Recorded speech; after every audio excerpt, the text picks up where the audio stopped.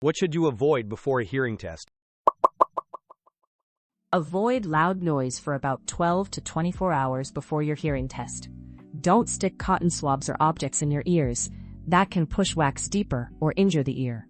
Skip alcohol and recreational drugs, and limit strong caffeine so you can concentrate.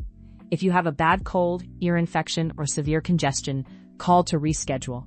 Take prescribed medicines, bring your hearing aids, and arrive rested and hydrated. If you enjoyed this video, please subscribe.